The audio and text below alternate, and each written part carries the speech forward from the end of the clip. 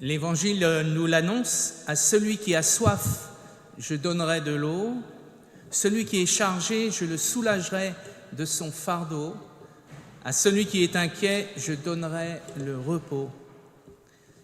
Il nous appartient ce matin, une nouvelle fois, de déposer notre charge, de la laisser à l'entrée de ce temple, pour être présent à ce temps de culte, être là, disponible, attentif, accueillant à la parole de Dieu.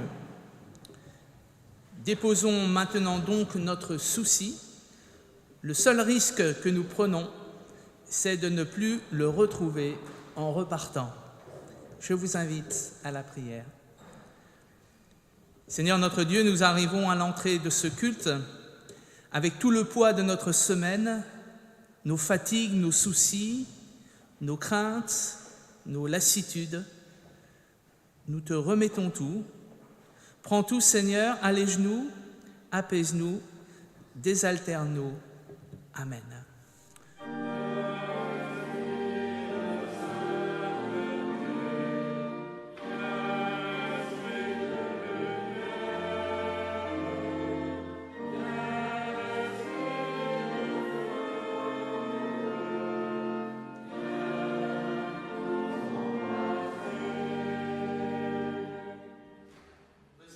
Pour louer notre Dieu, nous le faisons ce matin avec le psaume 100. Acclamons l'Éternel, terre entière. Servons l'Éternel avec plaisir. Allons à lui avec des chants de joie. Reconnaissons que l'Éternel est Dieu, c'est lui qui nous a fait et nous sommes à lui. Nous sommes son peuple, son troupeau. Allons dans sa maison lui rendre grâce. Allons dans sa demeure chanter ses louanges. Rendons-lui grâce en bénissant son nom. Oui, l'Éternel est bon, éternel est son amour, et sa fidélité demeure à jamais.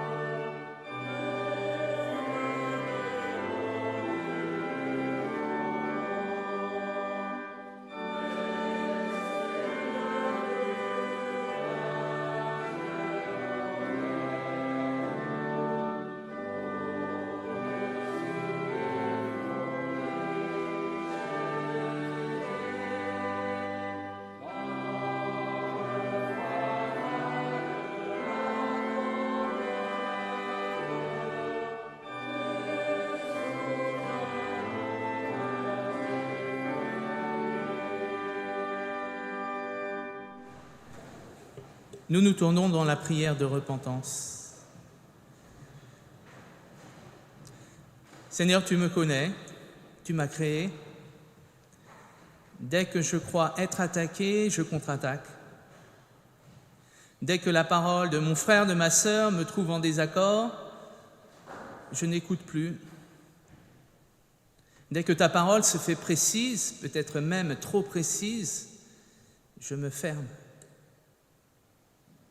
Dès qu'apparaissent des désaccords, la possibilité d'une dispute, je m'affole.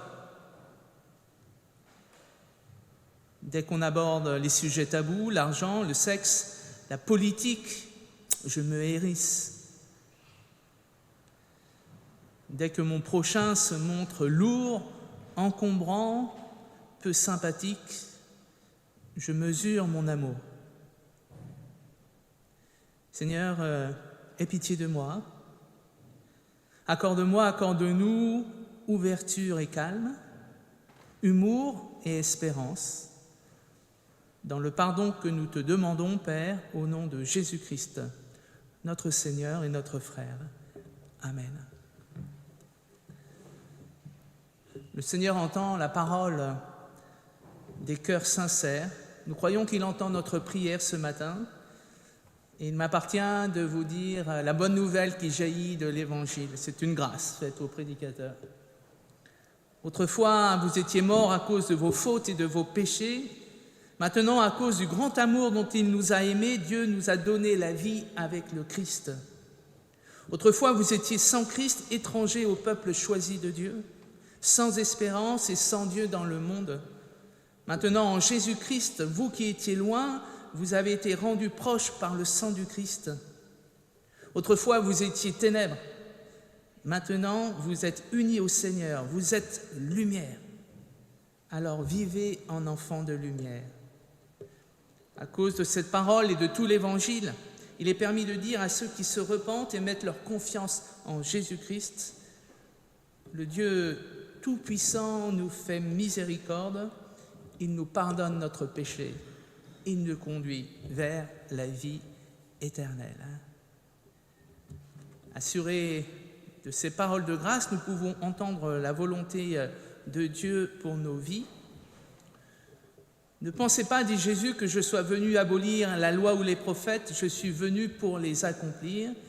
Vous avez entendu qu'il a été dit aux anciens, tu ne commettras pas de meurtre, mais moi je vous dis, quiconque se met en colère contre son frère sera passible du jugement. Vous avez entendu qu'il a été dit « Tu ne commettras pas d'adultère », mais moi je vous dis, quiconque regarde une femme pour la convoiter a déjà commis l'adultère dans son cœur. Vous avez encore entendu qu'il a été dit aux anciens « Tu ne te parjureras pas, mais tu t'acquitteras envers le Seigneur de tes serments ». Mais moi je vous dis de ne pas jurer, ni par le ciel, parce que c'est le trône de Dieu, ni par la terre, parce que c'est son marchepied. Vous avez entendu qu'il a été dit œil pour œil et dent pour dent, mais moi je vous dis de ne pas résister aux méchants. Si quelqu'un te frappe sur la joue droite, tends-lui aussi l'autre. Vous donc, soyez parfaits, comme votre Père céleste est parfait. Amen.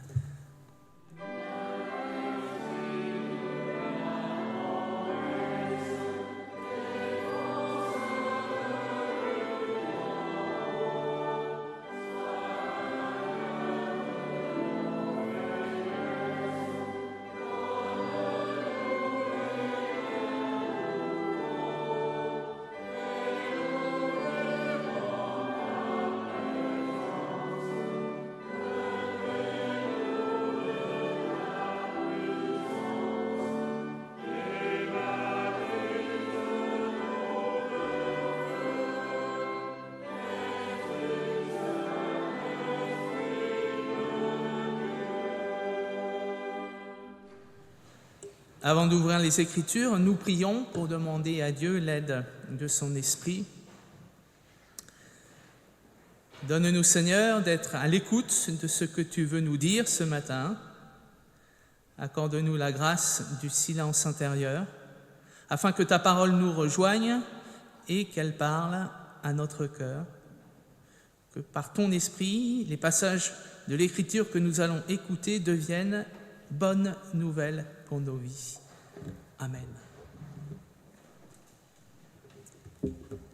Le premier texte ce matin est dans Jérémie, chapitre 23, les versets 1 à 6. Malheur des pasteurs qui laissent dépérir à l'abandon le troupeau de mon pâturage, oracle du Seigneur. Eh bien, ainsi parle le Seigneur, le Dieu d'Israël, au sujet des pasteurs qui font paître mon peuple. C'est vous qui avez laissé à l'abandon mon troupeau, l'avez dispersé. Vous ne vous en êtes pas occupés. Or moi, je vais m'occuper de vous en punissant vos agissements pervers, oracle du Seigneur. Moi, je rassemble ceux qui restent de mon troupeau de tous les pays où je les ai dispersés, et je les ramène dans leur enclos, où ils proliféreront abondamment. J'établirai sur eux des pasteurs qui les feront paître. Ils n'auront plus peur. Ils ne seront plus accablés. Plus aucun d'eux ne manquera à l'appel, oracle du Seigneur. Des jours viennent, oracle du Seigneur, où je susciterai pour David un rejeton légitime. Un roi règne avec compétence. Il défend le droit et la justice dans le pays. En son temps, Juda est sauvé. Israël habite en sécurité. Voici le nom dont on le nomme. Le Seigneur, c'est lui notre justice. La deuxième lecture est dans Éphésiens, la lettre de Paul aux Éphésiens, le chapitre 2, les versets 13 à 18.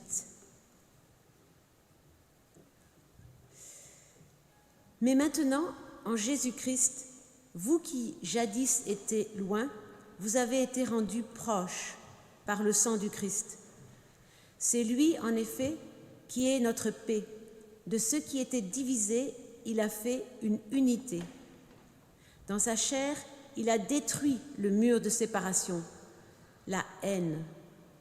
Il a aboli la loi et ses commandements avec leurs observances. Il a voulu ainsi, à partir du juif et du païen, créer en lui un seul homme, nouveau, en rétablissant la paix, et les réconcilier avec Dieu, tous les deux, en un seul corps, au moyen de la croix. Là, il a tué la haine.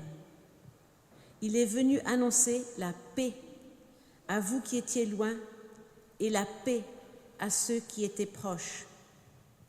Et c'est grâce à lui que les uns et les autres, dans un seul esprit, nous avons l'accès auprès du Père. Et la dernière lecture est dans l'évangile de Marc, au chapitre 6,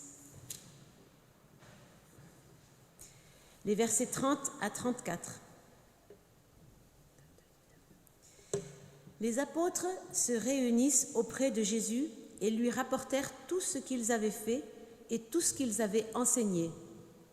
Il leur dit : « Vous autres, venez à l'écart, dans un lieu désert, et reposez-vous un peu. » Car il y avait beaucoup de monde qui venait et repartait, et eux n'avaient même pas le temps de manger.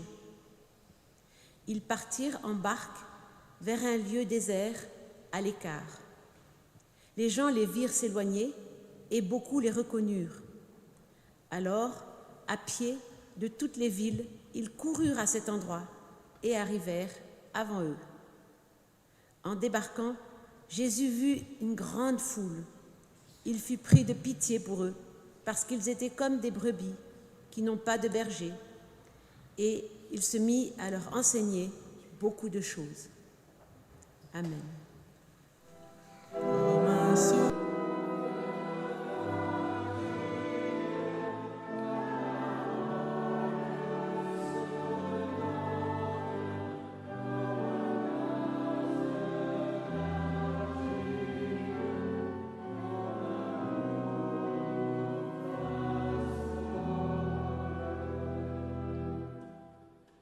Seigneur, ta parole est la vérité.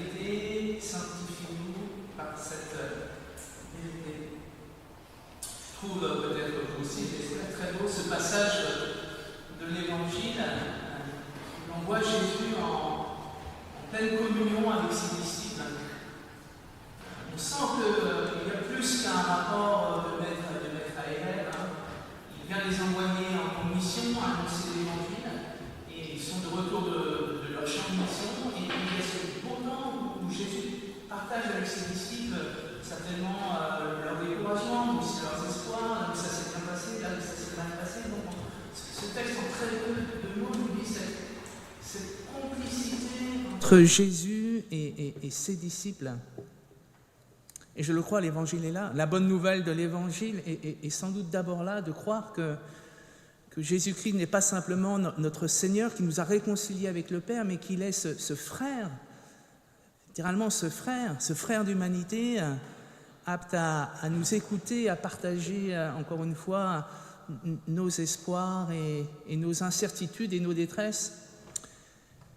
Et ce jour-là, Jésus perçoit dans la foule rassemblée, vous avez entendu le texte, Jésus veut prendre du temps avec ses disciples parce que justement, il a entendu qu'ils étaient fatigués, qu'ils étaient à un point de rupture et il sent, enfin, il comprend qu'il leur faut prendre un temps à l'écart, un temps de retraite. Mais la foule les a devancés, ils sont partis en barque, la foule en marchant, peut-être même en courant, on les a précédés sur l'autre rive. Et Jésus perçoit l'immense détresse de cette foule, détresse psychologique, et l'Évangile nous dit cette phrase, ils sont comme un troupeau sans berger. Il perçoit cette profonde tristesse, ce profond désappointement de cette foule qui a faim et soif de paroles, de vérité, qui a faim et soif d'espérance, qui a faim et soif qu'on puisse lui dire il y a un avenir et une espérance. Tout n'est pas perdu, même si l'occupant romain est là, même si les temps sont difficiles, il y a un avenir et une espérance.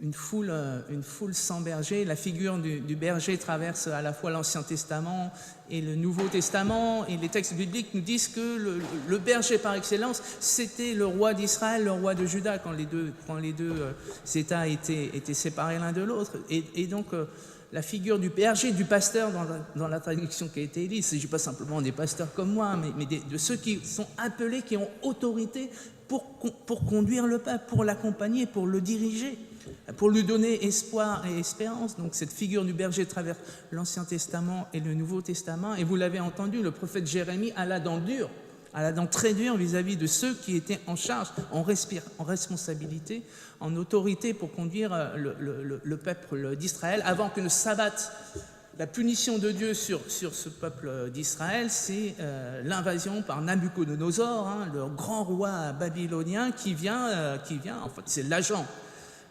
punitif de la part de Dieu qui vient sanctionner le peuple d'Israël parce qu'il a désobéi, notamment parce qu'il a été idolâtre. Mais Jérémie ne s'y trompe pas. Il dit la faute, on incombe en priorité à ceux qui étaient en charge de conduire le peuple, aux bergers. Mauvais berger. Mes paroles d'espérance posées, il y a un avenir, une espérance. Vous avez eu des mauvais bergers, malheureusement, vous allez en subir les conséquences. Dieu nous le rappelle. Et c'est la réalité de nos vies. On subit les conséquences de nos actes posés. C'est la réalité, juste ou injuste, à vous de le dire, de nos vies. Mais nous devons assumer nos choix, qu'ils soient bons ou qu'ils soient mauvais. Donc, l'invasion babylonienne est inévitable, mais il y a un avenir, une espérance. Je vais vous envoyer de bons bergers. N'ayez crainte, il y a un temps pour tout. Après le temps de la désespérance, je vais vous envoyer de bons bergers qui vont prendre soin de vous. À la lecture de cette phrase qui a rencontré pour moi l'actualité que nous vivons aujourd'hui en France, est-ce que Jésus ne pourrait pas dire, voyant où nous en sommes au point de vue politique, nous sommes comme un troupeau sans berger, sans berger véritable. En tout cas, moi, ça m'a fait écho. Je me suis dit, tiens, ça fait écho. Et poursuivant cette idée-là, je me suis dit, mais qu'est-ce que serait un bon berger? Comment définir un bon berger? Et donc, je vous propose de partager cela avec vous. Et Et j'ai pu discerner 3, 4, 5 caractéristiques de ce qu'est un bon berger, un bon dirigeant, qu'il soit dirigeant religieux, politique, syndical, enfin, quelqu'un qui a autorité. Voilà. Qu'est-ce que quelqu'un qui a autorité? Cette autorité reconnue qu'on lui a confiée voilà, pour conduire le troupeau. La première chose qui m'est venue à l'esprit, c'est qu'un berger, si vous en avez fréquenté, c'est quelqu'un qui aime la solitude. C'est quelqu'un qui a une vie intérieure très riche. Il peut passer une semaine, 15 jours, 3 semaines. Moi, j'ai connu un berger, un ami comme ça dans les Cévennes. Il passait en estive peut-être 2 mois, 3 mois sans voir personne. Il était d'une infinie douceur. Il était prof de judo, ceinture noire de judo, mais d'une infinie douceur. Donc un berger, c'est quelqu'un qui ne vit pas dans le regard des autres. Il est capable de vivre seul, il a une vie intérieure riche, et cette vie intérieure, justement, lui permet de prendre de la distance avec l'agitation, les préoccupations immédiates. Un bon berger a cette vie intérieure qui lui permet de prendre de la distance, et encore une fois, de ne pas être dans le regard des autres. Deuxième caractéristique, il me semble, d'un bon berger, c'est qu'il connaît le terrain. Il connaît son terrain d'estive, il ne va pas emmener ses brebis n'importe où. Si les pentes sont trop inclinées, si jamais il a plu, que les brebis risquent de glisser, il ne va pas les emmener là. Il sait d'où va venir le loup, il sait d'où vont venir les orages. Il connaît le bon berger. Alors, il peut être berger dans plusieurs endroits, mais tout de même, il faut connaître le terrain. Il faut connaître le terrain pour être un bon berger. Je ne poursuis pas plus loin la métaphore. À vous de voir, mais combien même un berger arriverait dans un terrain inconnu, la première chose qu'il aurait à faire, c'est de prendre le temps d'arpenter ce terrain, d'aller à la rencontre, de connaître la réalité du terrain, parce que chaque terrain, évidemment, est différent. Troisième caractéristique d'un berger, et on rejoint l'introduction que je vous ai faite à cette prédication, du lien qu'avait Jésus avec ses disciples, c'est qu'un bon berger non seulement connaît ses brebis, et les brebis le connaissent, elles connaissent le son de sa voix, mais c'est plus que les connaître, c'est qu'il les aime. Un bon berger aime ses brebis. J'ai vu un magnifique reportage, c'était sur la 5, je crois. Évidemment, les bons reportages, c'est à 11h30 du soir, minuit, ou alors il faut les voir en replay. Et bon, je me couche un peu tard, donc ça m'arrive d'en attraper un au vol. Et le titre, c'était « Un pasteur ». Je me suis dit, tiens, on va parler de moi. Et ben non. On parlait d'un berger. Magnifique reportage, très peu de mots, et donc on voit ce berger dans sa vie de tous les jours, et notamment confronté à l'attaque des loups, je ne sais plus où était son estive, enfin peu importe, et donc on le voit à un moment, mais vraiment meurtri, enfin comme s'il avait perdu quelqu'un de sa famille, comme s'il avait perdu un être cher, une attaque de loup, il n'avait pas rentré les petits agneaux qui venaient de naître, massacre, 15 agneaux, même pas mangés, vous voyez, enfin, attaque de loup, l'histoire de tuer pour tuer, et on le voyait, mais déconfit à la fois d'une très grande dignité, mais d'une tristesse infinie. Un bon berger aime ses brebis, il les aime, c'est pas simplement de les connaître, ce qu'on peut connaître pour faire autre chose, mais il aime ses brebis. Autre caractéristique, et qui est pour moi aussi essentielle en y réfléchissant, je vous ai dit qu'un berger, il aimait la solitude. C'est vrai, il faut aimer la solitude pour être berger, mais il n'est pas vraiment tout seul, parce que déjà il est avec ses brebis, mais il est avec ses chiens. Un berger sans ses chiens n'est rien. Et dans ce reportage que j'évoquais, on voit combien ce berger travaille de manière très précise et vraiment en très grande complicité avec ses chiens. Et là, Gilila éloge du travail d'équipe. Un berger, il travaille en équipe. Un berger sans ses chiens, il n'est absolument rien. Avec ses chiens, il est absolument tout. Et chiens de berger, il y en a de nombreux, de toutes les tailles, de toutes les grosseurs. Il y en a qui sont mastoc pour effrayer le loup. Il y en a qui sont très rapides pour aller chercher la brebis perdue qui risque de tomber dans le précipice. Et voilà, il m'était apparu ceci, voilà, un bon berger, il aime la solitude, mais il sait travailler en équipe, il sait déléguer, à chacun ses compétences. Alors peut-être sans doute il a la responsabilité de montrer, voilà, d'indiquer à ses chiens où ils doivent travailler, bon ça c'est la responsabilité de celui qui a autorité, à un moment il doit discerner, et voilà. Mais il n'est rien s'il est tout seul, un bon berger travaille en équipe. On pourrait multiplier comme cela. J'en termine quand même avec une dernière qui fait référence évidemment au Christ lui-même, qui est le bon berger par excellence. C'est que le bon berger donne de la nourriture à ses brebis, les conduit vers des prés d'herbes fraîches. Donc, éloge du berger qui permet à ses brebis de manger à leur faim. Aussi, le mot est posé, il est conduit la nuit dans un endroit en sécurité. Je crois qu'il faut accueillir l'idée qu'il est légitime et normal qu'on puisse être un tant soit peu en sécurité, se reposer en paix. Un bon berger a le souci du quotidien de ses brebis, du quotidien de la réalité, des besoins fondamentaux de ses brebis. L'Évangile nous pose comme besoins fondamentaux, évidemment, le fait de pouvoir manger à sa faim et le fait d'avoir un toit où poser sa tête, où on puisse passer la nuit en toute sécurité. Voilà, je m'arrête là, à vous de poursuivre la métaphore.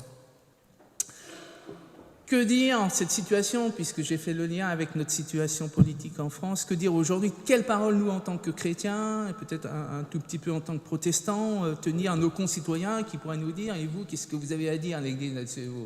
Et vous, alors qu'est-ce que vous dites? Je vous propose trois paroles à partager. La première, c'est qu'il n'y a qu'un seul berger, c'est le Christ. Certains hommes politiques dans l'histoire, nous l'avons vu, ont voulu se faire passer pour le bon berger.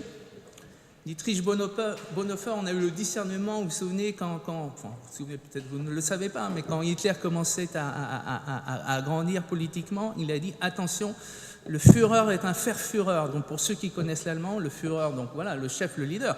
Verführer, littéralement, c'est le tentateur, c'est celui qui trompe. Très intéressant.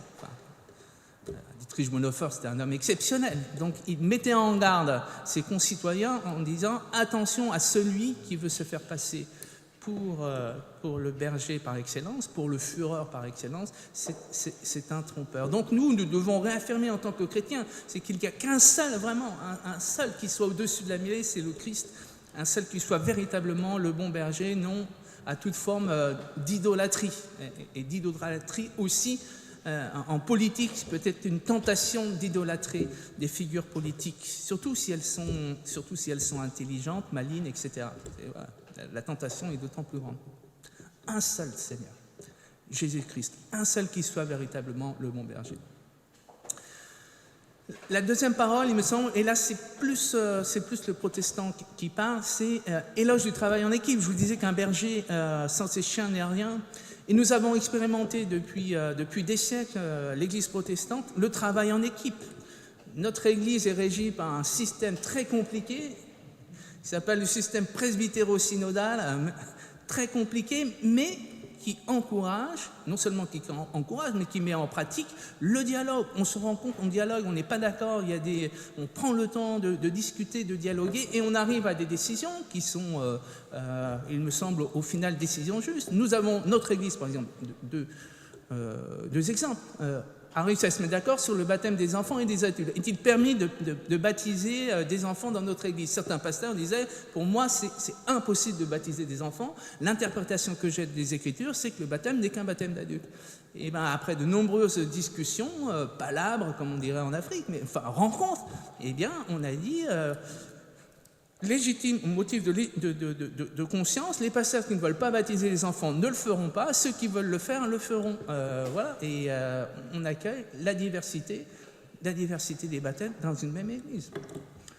Autre sujet encore plus tendu quand même, le baptême des couples de même sexe. Ça aurait pu faire exploser notre église parce qu'il y avait vraiment des affrontements là-dessus. Après moult débats, réflexions, là aussi...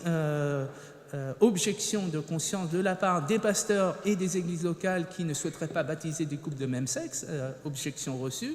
Il s'agit juste pour les pasteurs qui ne voudraient pas baptiser des couples de même sexe et pour les églises locales d'orienter les personnes en demande vers une autre église locale, vers un autre pasteur qui accueille, c'est-à-dire de ne pas faire un frein absolu, mais dire moi, mon interprétation est celle-ci, c'est pas forcément la bonne, mais c'est la mienne, et aller rencontrer mon collègue, l'autre église locale.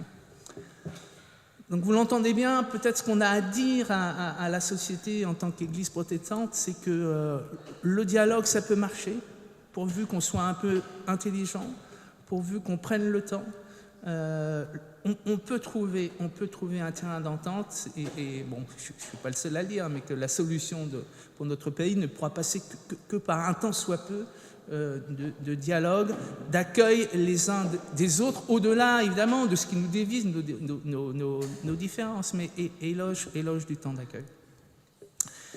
Et la troisième parole que nous pouvons partager à cette société, la parole prophétique qui nous vient ce matin du prophète Jérémie, qui nous vient aussi du prophète Ézéchiel, c'est que dans toute vie humaine, dans toute histoire de nation, de peuple, il y a des moments difficiles, il y a des temps de guerre, il y a des temps de famine, il y a des temps d'exil, mais ces temps ne sont que passagers à l'échelle de l'histoire des hommes. Jérémie l'avait prophétisé, vous avez des mauvais bergers, mais je vais vous envoyer de bons bergers. La parole de l'Éternel s'est avérée juste, puisque à peu près une quarantaine d'années, cinquantaine d'années après que d'abord 10 000 Israélites soient déportés vers Nabuchodonosor, le roi d'alors, au lieu d'accueillir la punition de Dieu, tente une alliance géostratégique avec l'Égypte, improbable. Ils se font battre à plat de couture par Nabuchodonosor qui dit « Puisque vous avez voulu me feinter, eh ben, c'est plus 10 000 qui sont exilés, c'est encore une plus grosse partie de la population qui est exilée, et destruction du temple. » Donc vous voyez la responsabilité quand même politique du roi à cette époque. Il a accru la punition divine. Et voici qu'une quarantaine d'années, 40-50 ans après, deux hommes se lèvent, deux bergers se lèvent. Il faut relire ça dans la Bible. Esdras et Néhémie, d'abord Néhémie, juif, mais qui a gravi les échelons à Babylone, qui est devenu une autorité politique là-bas, et qui demande la permission à son roi de venir reconstruire Israël. Il sait ce qui se passe en Israël et son cœur est serré. Il demande l'autorisation et le roi babylonien lui dit « Bon serviteur, vas-y, va faire ce que tu dois faire, va reconstruire Israël. » Et Néhémie va le faire, et après il y a Esdras aussi qui va lui donner un coup de main. Bref, pour moi je l'entends ainsi, hein, deux bergers, deux hommes envoyés par Dieu pour reconstruire Israël afin que la parole divine s'accomplisse. Ce jour-là, vous l'avez entendu, cette foule rassemblée devant Jésus a faim et soif de sens. Nous qui sommes rassemblés ce matin dans ce culte, nous avons faim et soif de sens, d'amour, d'espérance, et j'espère que le Saint-Esprit donnera droit à cette soif et à cette faim. Nous devons continuer à avoir soif et faim de spiritualité. L'homme ne vivra pas de pain seulement. Nous devons, je le crois aussi, prier pour que nos concitoyens, et eux aussi, continuent à avoir faim et soif de spiritualité, et notamment les jeunes générations. Puissions-nous, dès lors que l'occasion se présente, puisque ce jour-là, vous l'avez entendu, hein, Jésus est parti pour prendre un temps de sabbat avec ses disciples. Il se retrouve à prêcher, et juste après ce temps d'enseignement de Jésus, il y a la multiplication des pains où les disciples vont être mobilisés. Alors, j'entends aussi cela dans ce texte, c'est que peut-être la chose la plus importante pour nous, c'est de rester disponible à cette possibilité de témoigner à nos frères et sœurs d'humanité de ce qui fait le cœur de notre vie. Quelquefois, c'est au détour d'une table, au détour d'un bar, chez Théo, à la sortie d'un culte, peu importe. Mais quand l'occasion se présente, quand l'opportunité se présente, n'hésitons pas je sais que ce n'est pas toujours facile, mais voilà, à partager ce qui est le cœur de notre foi. Et puisque je vous ai affirmé, et je le crois, mais vous aussi, que Jésus-Christ est le seul berger, peut-être rappelons-nous ce premier verset du psaume 23, « L'Éternel est mon berger, je ne manquerai de rien, il me conduit vers de verts pâturages. » Amen.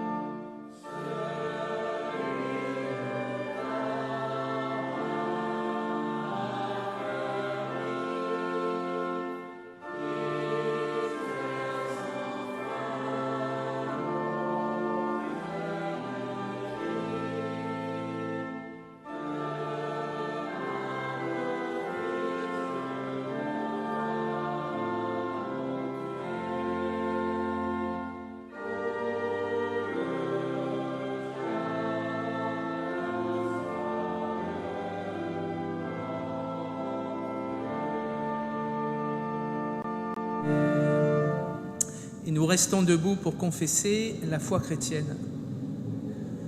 Je crois en Dieu qui croit en l'homme.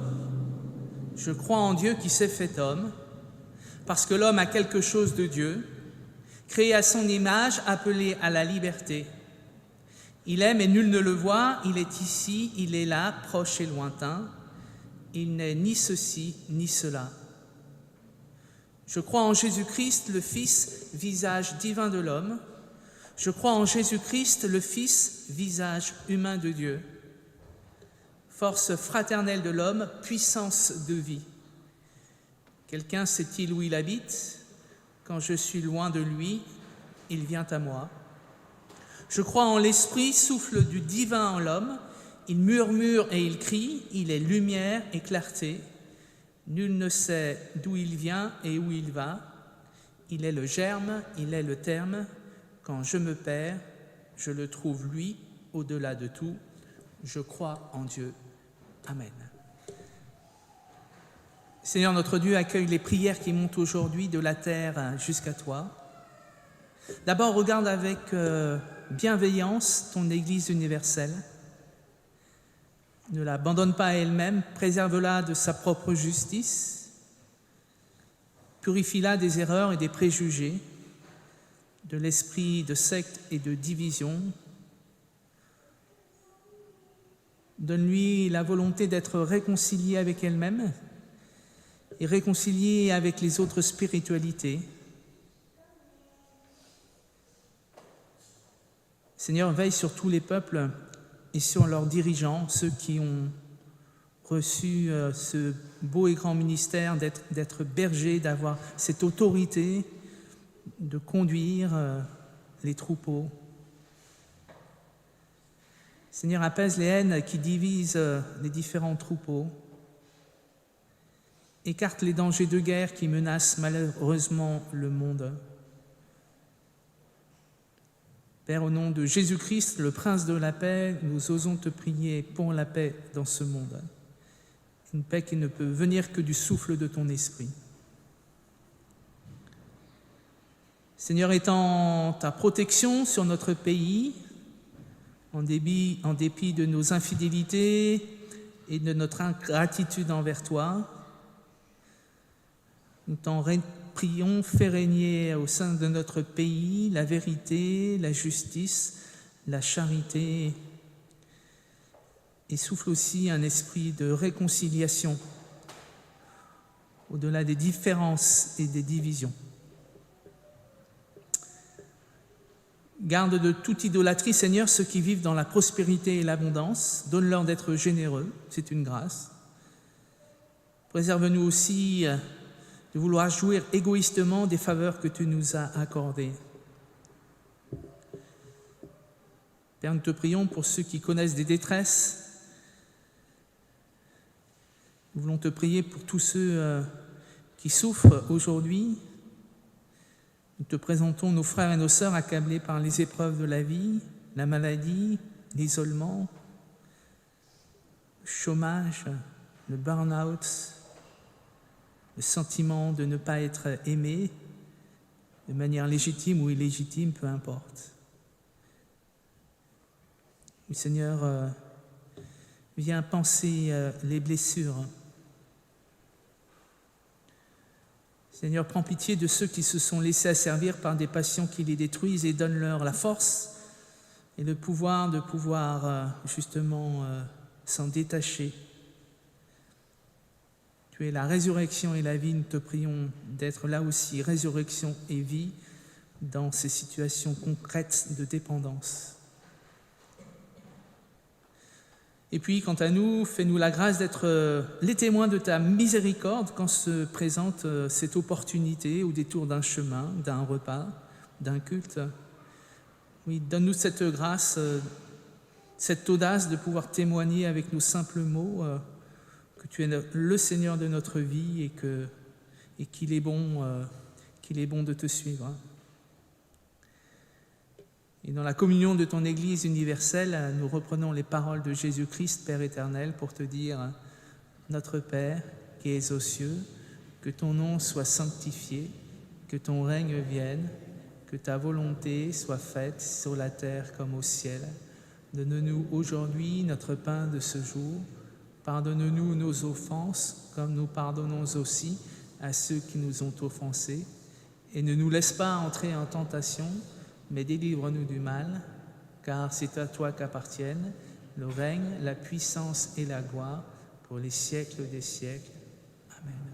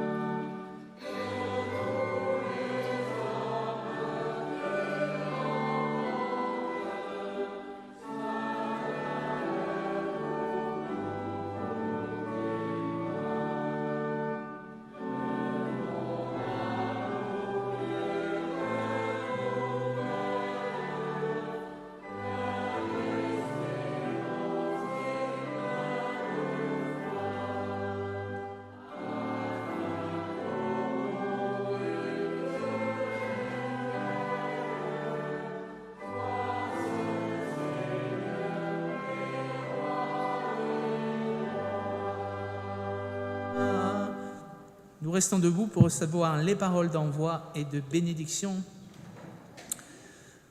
Ton royaume vient, Seigneur, là où des hommes et des femmes écoutent la parole de l'Évangile. Ton royaume vient là où des hommes et des femmes croient le sacrifice de Jésus, le Christ, et reçoivent sa justice. Ton royaume devient visible sous nos yeux, sous nos mains, quand, renouvelés par ton amour et ta justice, nous allons où tu nous envoies et nous te servons auprès de tous. Affermis-nous par ton esprit. Nous croyons que l'impossible en ce monde est possible pour toi, car tu es le Dieu de la promesse. Que le Dieu de la tendresse, qui a levé Jésus d'entre les morts, fasse lever en vous ce qui est mort et vous conduise à la vie. Allez dans la paix du Christ. Amen.